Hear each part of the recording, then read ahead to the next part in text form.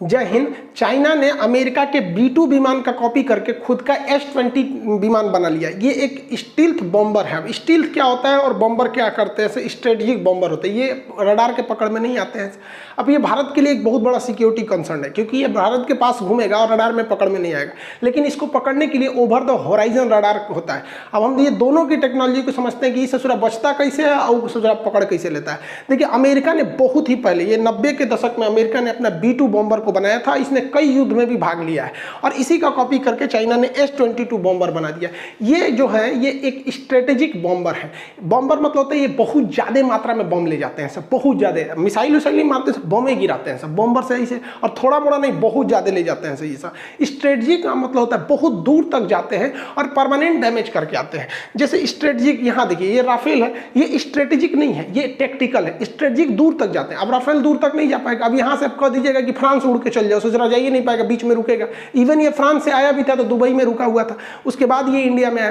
तो ये टेक्टिकल होते हैं। टेक्टिकल मतलब कम दूरी पर जाते हैं, लेकिन इनके पास हथियार बड़े खतरनाक होते हैं। शुरुआती स्ट्राइक यही करते हैं सब, धड़ाधड़ दुश्मन के रडार तोड़ देंगे सर, टैंकर उड़ा देंगे सर। शुरुआत में बढ़त यही देते हैं सर। अब बाद में आते हैं सर स्ट्रेटेजिक, परमानेंट ध्वस्त करके जाते हैं। जैसे ये C-17 ग्लोब मास्टर है, ये बड़ी दूर तक जा सकता है, स्ट्रेटेजिक है, सीधे एक के बार पूरे का यूरोप चल जाएगा। लेकिन हाँ ये है कि इसमें बम नहीं होता, ये ट्रांसपोर्ट के लिए आते हैं सर। तो स्ट्रेटेजिक समझ में आ गया आप लोग को। अब देखिए ये इतने दूर तक जाएगा तो इसको एयर रिफिलिंग की जरूरत होती है, क्योंकि स्ट्रेटेजिक है तो हवा में ही इसमें फ्यूल भरा जा सकता है इजीली। जैसे मान के चलिए ये जहाज है तो इसकी ऊंचाई फिक्स कर सकते हैं। ये अपने बता देंगे कि भैया देखो हम 4070 फीट की ऊंचाई पर उड़ रहे हैं। अब ये इसको उसी हिसाब से कह देगा कि एक काम करो, तुम थोड़ा सा नीचे रहो, 4030 फीट पे रहो। अब मान के चलिए ये 50 फीट की डिस्टेंस बना के उड़ेगा सब। और इसमें से ये रिफ्यूलिंग के लिए यहाँ पे इसमें फिट कर दिया जाएगा, ऊपर का नॉब खोल देगा, यहाँ एक ऑपरेटर बैठा रहता है, वो इसमें रिफिल कर देगा। जहाजों की जो एयर रिफ्यूलिंग होती है वो दो तरह से होती है। अगर ये जाली नुमा पाइप होगा तो ये जो फाइटर जहाज है ये खुद आके उसमें अपना नोजल फंसाएगा और पेट्रोल भरेगा।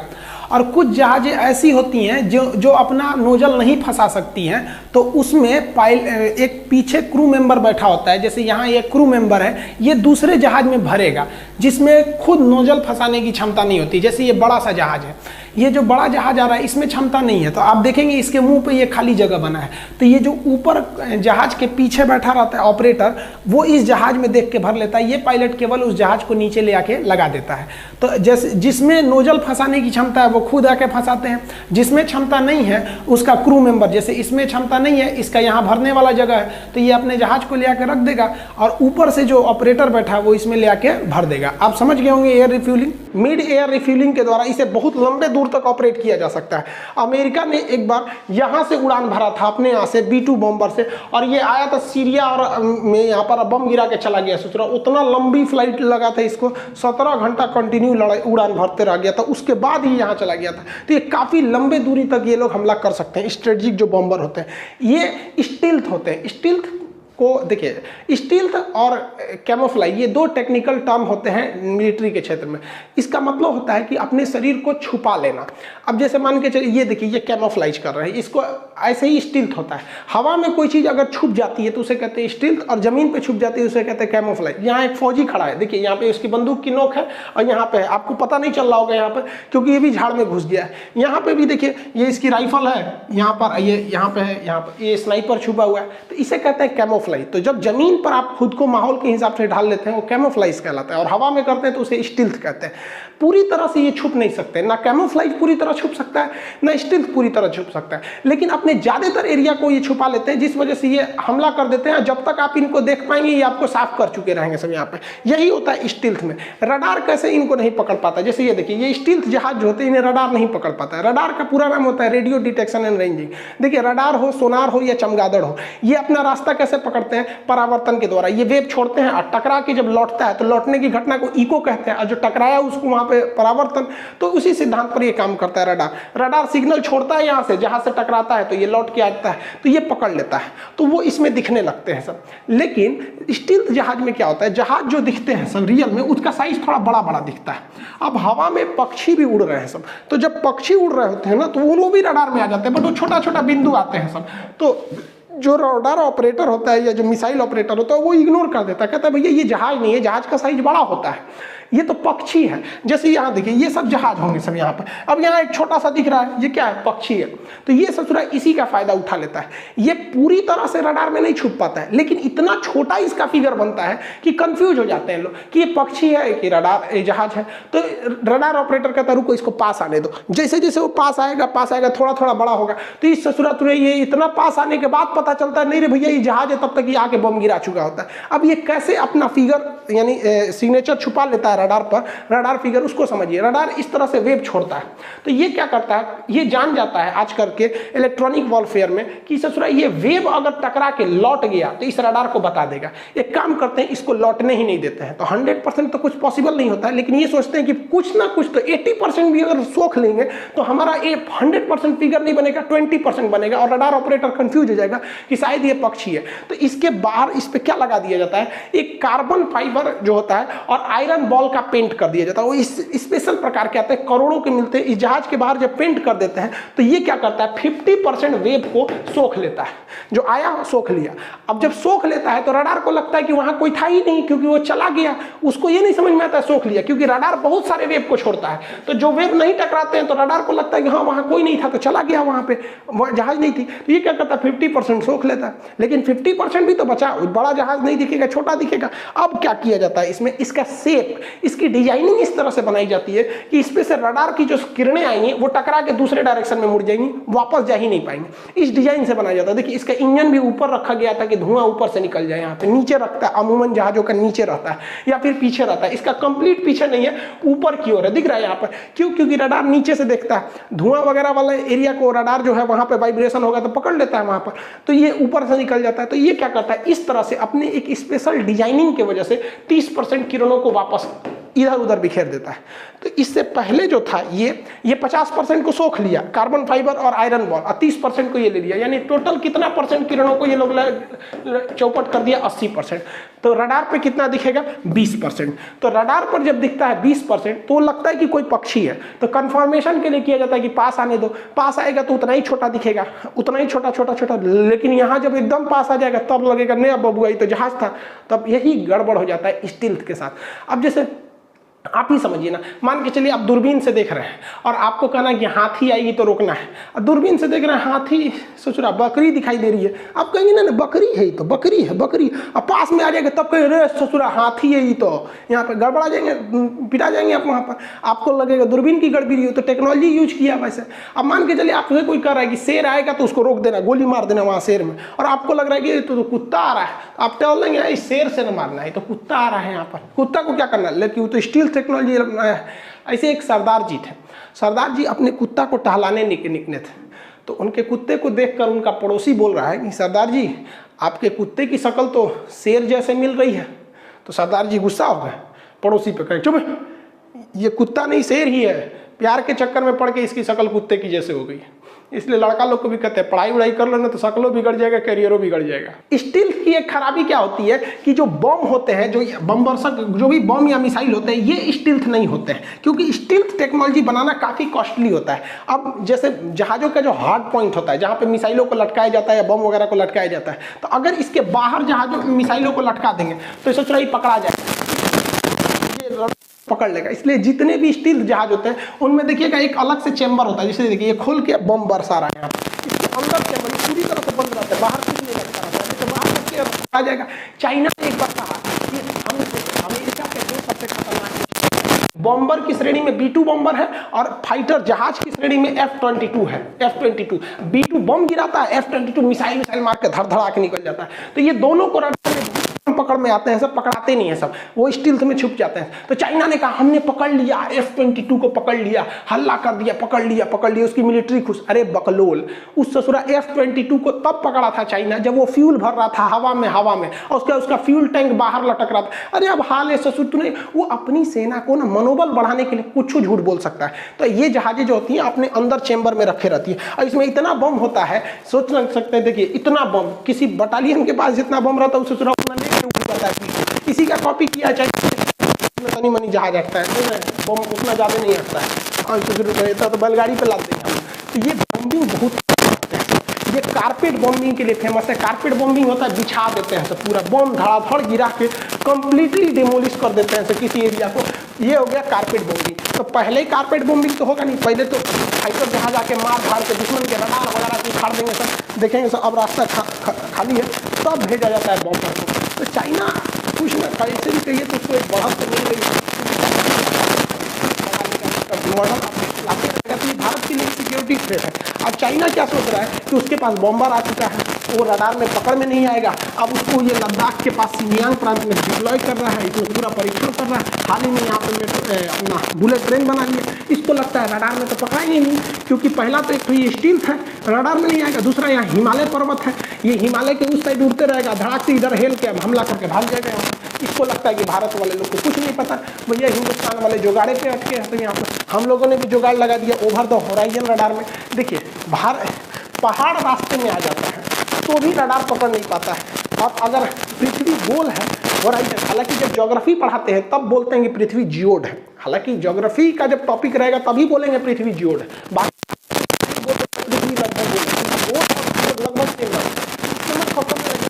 ज्योग्राफी में बोलते कि पृथ्वी जियोड है, यहाँ बोल रहे हैं, यहाँ ज्योग्राफी नहीं रडार चल रहा है यहाँ पर। तो देखिए पहाड़ इससे भी छुप सकता है, जैसे यहाँ रडार देखिए, ये रडार है, अब ये वेब छोड़ रहा है, ऐसे यहाँ के बीच में पूरा वेब, तो ये वाली जहाज को पकड़ में आ जाएगी क्योंकि इसके वेब के दायरे में है। लेकिन दो चीज दूसरी देखो तो बोल रही तरफ झुका हुआ है, जहाज के रडार के बीच में, और अगर हल्का सा ऊपर उठ भी जाता है तो यहाँ पे पहाड़ है, तो पहाड़ और पृथ्वी का होराइजन रडार को रोक। अब मान के चलिए ये जहाज से छुपते छुपते आ गया यहाँ पे, और यहाँ आने के बाद तब दिखाई दिया तो भाई यही तो मिसाइल मार देगा, इसको समझते मौके नहीं मिलेगा। इस होराइजन यानी ये पृथ्वी है, इसके ऊपर से देखने वाला रडार बनाया गया, उसी को कहा गया कि पृथ्वी जैसे गोल है, हम यहाँ पर अपना रडार देखते हैं तो ये जहाजें हमको नहीं दिखेगी।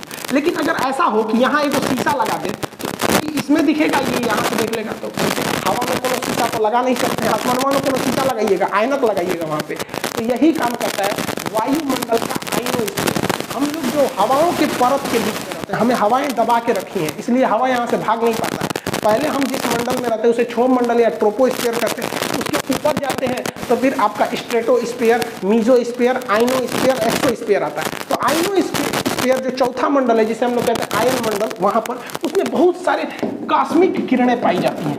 ये जो कॉस्मिक किरण होती हैं सर, ये बड़ा पावरफुल होते हैं सर, ये किसी भी वेव को जाने नहीं देती है। बहुत ही हाई पावर का वेव रहेगा ना तभी इसको छेद के वापस जा सकता है, अदरवाइज में नहीं जाने देते हैं सर। बहुत सारी चीज़ों को नीचे लौटा देते हैं सर, जैसे सूरज की रोशनी आती है ना, वो आने को तो आने देता है दिन में, और रात में यही गर्मी लौटती है, कहती अब हम तो चले जाने दो, अब लौट चले, तो कहता है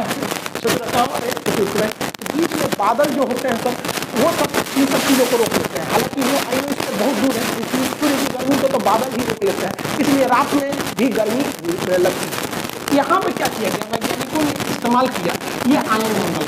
उन्होंने क्या किया, एक हाई पावर का बीम छोड़ा, जब यहाँ पे छोड़ा गया तो ये उसको टकरा के वापस यहाँ पर ओवर द होराइजन रडार में सिस्टम, ये रडार ऐसे देखता है तो ये लौटा देता है यहाँ पे। अब कोई जहाज वगैरह है तो वो जहाज इजीली इससे टकराएगा और यहाँ पे वो वेग बिखर जाएगा, और जब बिखरेगा तो यहाँ हलचल होगा तो ये पकड़ लेता है कि हाँ भैया यहाँ कोई जहाज हलचल हो रहा है। जैसे यहाँ समझिए, यहाँ से हमने ट्रांसमिट किया और ये आयन मंडल की परत है, ये लौटा दी, इस जहाज से टकराया, यहाँ पर हलचल उत्पन्न हुआ, और इस हलचल को ये रडार अब यहाँ से पकड़ लेगा यहाँ पर, क्योंकि हलचल उत्पन्न होगा तो कई जगह वो हलचल फैलेगा। अभी और समझिए थोड़ा सा, अभी तो कंसेप्ट समझे कि ओवर द होराइजन रडार का एक ही कंसेप्ट है कि एक सिग्नल ऐसे भेजा जाएगा, टकरा के आएगा तो दोबारा पकड़ा जाएगा, समझ में आ गया। तो इसको ये भी नहीं पता चल पाएगा इस जहाज को कि हमको रडार देख कहाँ से रहा है, क्योंकि इसको तो बस पता चल जाएगा कि ऊपर से एक किरण आई है और वही हमको देख के गई है। अगर ये वापस मिसाइल भी मारता है तो सोचो हवा में मिसाइल मारो, तो एंटी रडार भी इस पर काम नहीं कर पाएगा यहाँ पर। तो ये हलचल से ये पता चल जाता है। सिंपल सा समझिए क्या फंडा क्या रहता है इसमें। देखिए इसमें एक ही समस्या आती है, जब हम यहाँ हाई पावर से छोड़ते हैं, ट्रांसमिट करते हैं, तो ये इसकी पावर जब नीचे आता है तो ऑलरेडी थोड़ा सा घट जाता है, और जब इस जहाज से टकराता है तो और भी घट के एकदम कमज़ोर सिग्नल हो जाता है। तो इसलिए यहाँ पर एक अलग से रडार लगाना पड़ता है जो इस कमज़ोर सिग्नल को रिसीव करे। तो इसमें दो सिस्टम होते हैं, एक हाई बीम को ट्रांसमिट करता है जो आयन मंडल से टकरा के इस एरिया में पूरा घूमने लगता है, और जहाँ भी इसके रास्ते में कोई टकराया वहाँ पे एक हलचल उत्पन्न हो जाता है जिसको ये रिसीवर क्या कर लेता है, रिसीव कर लेता है। और ये होराइजन रडार पहाड़ों के भी काम कर सकते हैं। जैसे देखिए यहाँ पर ये पहाड़ है, ठीक है, और यहाँ 2 ठो जहाज है सर। अब ये यहाँ पर रडार लगा हुआ है, ये रडार डायरेक्ट देख नहीं पाएगा, तो ये होराइजन रडार का प्रयोग करके हाई बीम को भेज देगा अंतरिक्ष में, मतलब वायुमंडल के बाहरी परत आयन मंडल में, और वहाँ से जब ये टकराएगी तो इसकी थोड़ी सी सिग्नल कमजोर होगा और यहाँ टकराने से हलचल होगा, और इस हलचल में ये हलचल कई दिशाओं में जाएगा, ऐसा तो नहीं है कि एक ही दिशा में जाएगा। जहाज छूट के आ रहा है पहाड़ से, बट हलचल तो फैल जाएगा। इस हलचल को यहाँ अलग से लगा हुआ एंटीना रिसीवर से रिसीव कर लेता है। जैसे देखिए, हम पानी में कभी एक ईंटा फेंके, कोई आदमी शांति से मोबाइल से बतिया रहा है ऐसे नदी के किनारे, आप लोग ईंटा फेंकिए, छपाक से करेगा, वो आदमी का ध्यान चल जाएगा, इस पूरा इधर कौन चीज हुआ है, छपाक। वो ईंटा नहीं देखेगा, लेकिन बता देगा कि ईंटा कहाँ फेंका गया है, क्योंकि वो इस हलचल को देख के बता देगा कहाँ ईंटा फेंका गया है। आप नदी के किनारे ऐसे नॉर्मल बैठे रहिए, तालाब के किनारे, कोई मछली आके सांस लेके बुक से भागेगी ना, तो आप देख लेंगे अरे यहाँ पे थी, क्यों? क्योंकि ऐसे ऐसे बुलबुला होगा यहाँ पे, इस टाइप का। यही करता है रडार, वो सिग्नल फेंकता है आसमान में, और टकरा के जब आता है, अगर हवा में कोई भी चीज़ है तो वहाँ सिग्नल बिखर जाएगा, और अगर नहीं है तो पूरी जमीन पे आएगा। हवा में बिखरा तो समझ जाता है कहाँ बिखरा है, इसका मतलब वहाँ पे जहाज है, और उस एरिया में इसका सॉफ्टवेयर डिटेक्ट करके बता देता है। ये बहुत ऊंचा होता है ससुरा, इसमें बादल घुस जाते हैं। ओवर द हॉराइजन रडार इतना बड़ा होता है, क्योंकि भैया उतनी दूरी तक में वेब को भी तो छोड़ना है। देखिए ना ये कितना बड़ा होता है, ये ओवर द हॉराइजन रडार इतनी बड़े साइज में होता है ये, कि कभी कभी तो लगता है कि ससुरा कोनो देश का बाउंड्री बनाया गया है। देख रहे हैं, लग रहा है कोई देश की यहाँ पे दीवार बनाई गई, उधर दूसरा देश, इधर दूसरा देश है। ये देश नहीं है भैया, ये रडार है। इतना हाई पावर का छोड़ता है ये बीम, जिसका कोई हद नहीं, और इसमें मॉड्यूल्स लगाए रहते हैं। इसका पावर कंजम्पशन बहुत तगड़ा रहता है। ये नॉर्मली बनाना बहुत मुश्किल है, छोटे रडार में नहीं हो सकते। इसका एरिया बहुत ज़्यादा चाहिए होता है इसके लिए। यहाँ पर अब ये इतने ऊंचे होते हैं, देख रहे हैं बादल में घुस गया है यहाँ पे तो बादल आ गया है, बादल के ऊपर चले गए सर ये, और इससे बचना एकदम मुश्किल हो जाता है। इसमें रिसीवर बहुत तगड़े लगे रहते हैं सब, हल्का भी हलचल हुआ, यहाँ इतने रिसीवर लगे हैं सब, यहाँ पर उतनी हाइट पर खूब ज़्यादा रिसीवर लगाए रहते हैं सर। ये रिसीवर क्या करते हैं, थोड़े से भी हलचल को ना, जहाँ कुछ हलचल हुआ तुरंत वायुमंडल में तुरंत इसको समझ जाते हैं सर, और बता देते हैं सर। यहाँ पे देखिए बकलोलवा ससुर ए पे नाचने चल गया है, यहाँ पे उलट जीवो ससुर तू नहीं। ओवर द हॉराइजन रडार यानी OTH रडार कितना खतरनाक है आप ऐसे समझिए कि चाइना ने जो H-20 बनाया है, इसका बाप है अमेरिका का B-2 विमान जो है, अमेरिका से उड़ान भरा, और ये उड़ान रूटीन उड़ान भर के वापस आया, तो फ्रांस को यहाँ बैठ के पता चल गया कि इसका B-2 जहाज उड़ा है। यहाँ पे काहे को स्टिल्थ भैया, ओवर द हॉराइजन रडार, यहाँ लुका छिपी के खेल चल रहा है। जहाज सोच रहा हम ही होशियार है, रडार में नहीं आएंगे, और रडार बनाने वाले इंजीनियर और साइंटिस्ट सोच रहे हैं हम तोरा पकड़ के दिखाएंगे, देख से तू जाएगा किधर पे। अब चाइना ने क्या किया, एक मिसाइल बनाया, और चाइना इस मिसाइल का परीक्षण इधर प्रशांत महासागर के इस वाले भाग में कर रहा था। तो ऑस्ट्रेलिया चाइना को कहा कि रे ससुत नहीं, उधर का मिसाइल परीक्षण कर रहा है, उधर जीव जंतु को लॉस होगा, वो एरिया में मछलियां ज्यादा होती हैं, उस एरिया में करो जिधर मछली नहीं है। तो चाइना समझ गया कि रे ससुत नहीं, तोरा कैसे पता चल गया रे, 5000 किलोमीटर दूर तोरा कैसे पता चल गया। तो कह दिया ऑस्ट्रेलिया, तोरा खान सर का क्लास ना किया है, over the horizon radar 5000 kilometre दूर देख लेता है, हम बड़का मिसाइल बनाए हैं बैलिस्टिक। सोचो तो नहीं को कौन चीज़ समझ में आ रहा है चाइना को। तो चाइना ने H-22 बना लिया है। हाँ, ये बात भारत के लिए अच्छी नहीं है, क्योंकि भारत की इंजीनियरिंग इस मामले में बहुत पीछे है, खास करके एविएशन के एरिया में। हम बड़े न जहाज, डॉनियर छोटे से जहाज बना पाते हैं, ध्रुव छोटे छोटे हेलीकॉप्टर बना पाते हैं, बहुत बड़ा हम लोग नहीं बना पाते, और इसकी इंजीनियरिंग बहुत तेजी से निकल रही है। लेकिन हम लोग जुगाड़ वाले हैं। देखिए चाइना के पास S-300 मिला है, S-400 के दाम पर रूस ने उसे S-300 दिया है, क्योंकि चाइना MTCR का सदस्य नहीं है, उसे 300 किलोमीटर से ज़्यादा मारक क्षमता की मिसाइल नहीं मिल सकती। तो हम लोग के पास S-400 है, उसकी असली क्षमता S-400 किलोमीटर है। लेकिन S-400 का जो रडार है, ये रडार 400 किलोमीटर ही देख सकता है, इससे आगे नहीं देख सकता है। अब ये मिसाइलों को उतना वहीं तक गाइड कर सकता है। अब जरा सोचिए कि अगर हम लोग इस रडार को over the horizon radar OTH radar से अगर इंटीग्रेट कर दे, तो ये रडार जो है, ये डाटा किसको दे देगा, इस 400 को दे देगा कि भैया इधर है, और ये किसको दे देगा, इस मिसाइल को दे देगा कि भाई तुमको उतना दूर जाना है। अब आप कहेंगे कि सर जी ये मिसाइल की तो क्षमता नहीं है, इनमें इतने मसाले भरल है, मान के चलिए 5 रुपये वाला रॉकेट तनिए उड़ता है, 25 रुपये वाला ज़्यादा उड़ता है, ससुराल में क्या करना है, ससुराल और बुरादा भर देगा आदमी, भारत वालों को जुगाड़ की कमी है तो इनसे और भर देगा यहाँ पर, है कि नहीं आप। तो जब हम इसे इंटीग्रेट कर देंगे तो और खतरनाक हो जाएगा। इसको लग रहा था कि यही होशियार है, भैया ये हिंदुस्तान है, ससुर जी समझ में आए ना, ये हिंदुस्तान हमेशा जुगाड़ पे चलता है। हम लोग बचपने से जुगाड़ सीख लेते हैं। बचपन में क्रिकेट खेलते समय गेंद जो होता है, बॉल अगर नाली में चला गया तो अपवित्र हो जाता था, तो उसको निकाल के 3 बार पटक देते थे, कहते थे 3 बार पटक दिया ना अब शुद्ध हो गया। इसको पता नहीं, समझता है यही इंजीनियर ज़्यादा ससुर। तो इसको इंजीनियरिंग क्या समझ में, हम लोग के यहाँ दुनिया में सबसे पहले जब वाईफाई ब्लूटूथ नहीं था ना, तभी हम लोग बचपन में वाईफाई लगाते थे, किसी से गुस्सा हो गया तो लोग कट्टी, ये पहला वाईफाई था, फिर बोलना है हाँ ले मिट्टी यहाँ पे। एक समझ में आता है कि एक इंजीनियरिंग तेज है यहाँ पे। हम लोग का ससुरा का बच्चा जो होता है ना छोट छोट 2 महीना 3 महीना का, वो सब ससुरा टेक्नोलॉजी समझता है, वो भी सब सिग्नल समझता है। पेशाब नहीं करेगा ना तो क्या मम्मी पापा कहेंगे पेशाब कर लो, नहीं करेगा तो कहेंगे तुरंत कर देगा वो। सोचो तो नहीं, ओकरा रडार सिखाएंगे लोग हम लोग को। तो ये भारत की भी कमी है, कब तक जुगाड़ पे चलेंगे लोग। ये बात अलग है कि हम लोग का जुगाड़ कहीं कहीं कारगर हो जाता है, लेकिन अब वो दौर आ गया है 21वीं सदी, अब हमें फ्रंट फुट पर रहना पड़ेगा। पता चलता है चाइना ने कुछ कर दिया, अमेरिका ने कुछ कर दिया, पाकिस्तान ने कुछ किया, अब हम उसको जुगाड़ के हिसाब से उसे काउंटर करने पर लगते हैं, तो ये भी ठीक नहीं है। अब हमें अपने पुराने ट्रैक रिकॉर्ड को बदलना चाहिए। तो आई होप आपको स्ट्रेटेजिक बॉम्बर ये सब समझ में आ गया और होराइजन रडार भी समझ में आ गया। मिलेंगे नेक्स्ट क्लास में। जय हिंद।